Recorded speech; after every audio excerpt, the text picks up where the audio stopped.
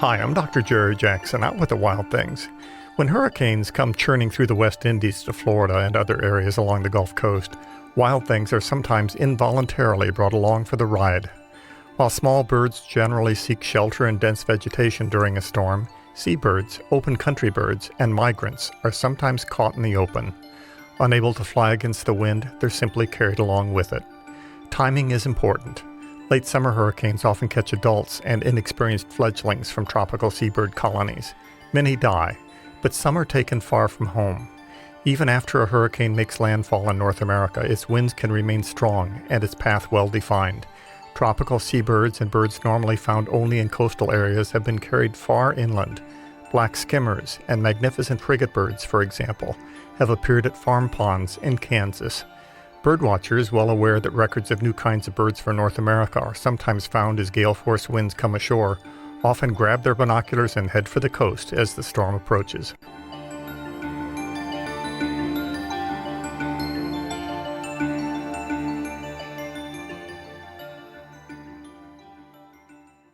Bald cypress is a familiar part of southeastern wetland landscapes and is characterized by strong, rot-resistant wood, lacy green needles, and especially by its knees. Strong wood serves it well in hurricane-force winds. The fine needles are less likely than heavy leaves to be ripped from the tree, and the resistance of bald cypress wood to decay protects injured trees. A bald cypress's knees grow upward, like polished top pillars of bark-covered wood, from roots that spread out around the tree. These too seem to help bald cypress survive the trauma of hurricanes. It was once believed that bald cypress knees help the tree's roots get oxygen, but it appears this isn't the case. Their function may be related to frequent hurricanes that hit the region and the bald cypress's soggy environment. Hurricane winds often blow bald cypresses over rather than snapping them off. The heavy encircling cypress knees can then function like the heavy keel on a sailboat, serving as a counterbalance to return the tree to its upright position in the months to follow.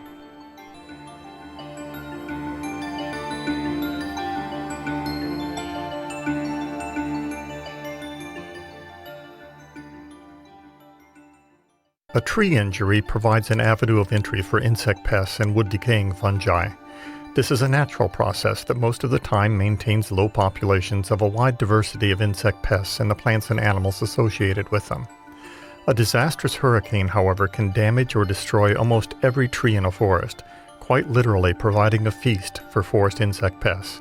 Most insects are very specific in the trees that they feed on.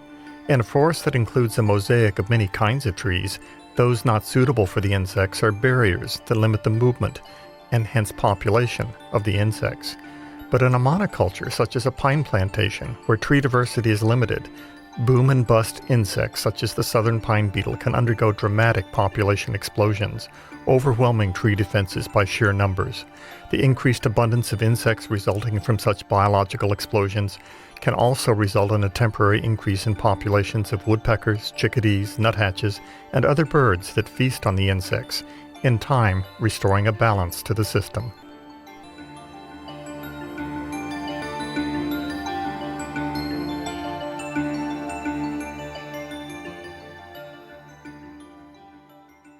The high winds, wave action, and flooding associated with a hurricane can have a dramatic and deadly impact on wildlife.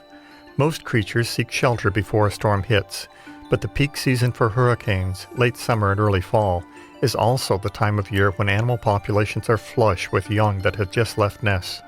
Naive fledglings and other young animals, as well as older or weaker animals, are particularly vulnerable to hurricanes. Many are killed, but surviving populations, tested by the ultimate endurance test, may be better able to cope with future challenges. An early hurricane may wipe out nesting colonies of seabirds, herons, and egrets, but after the storm there is often an abundance of food. Fishes and other creatures stranded in small pools are washed up on shore. Survivors will be well fed and be in better shape, and their populations often rebound within a year or two. While songbirds such as cardinals and mockingbirds often lose a nest during the storm, they often re-nest immediately afterwards, resulting in a synchronous abundance of young birds within a few weeks.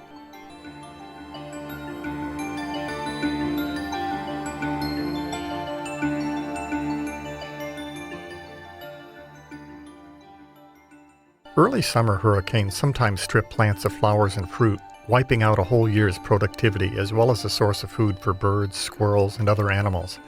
Late summer and fall hurricanes can strip nuts and fruit from trees, providing a short-term feast for rodents and ground-feeding birds to be followed by famine.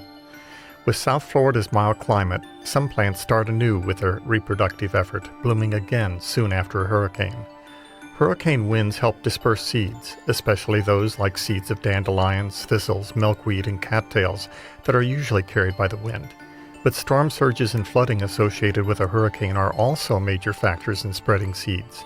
The tiny seeds of the exotic invasive Melaleuca are broadly dispersed by hurricane flooding, contributing to the difficulty of eradicating it. The seeds of mangroves and many beach plants, including several known as sea beans, are dispersed by wave action and storm surges such that some are found in coastal environments around the world. With the Wild Things is produced at the Whitaker Center and the College of Arts and Sciences at Florida Gulf Coast University. For the Wild Things, I'm Dr. Jerry Jackson.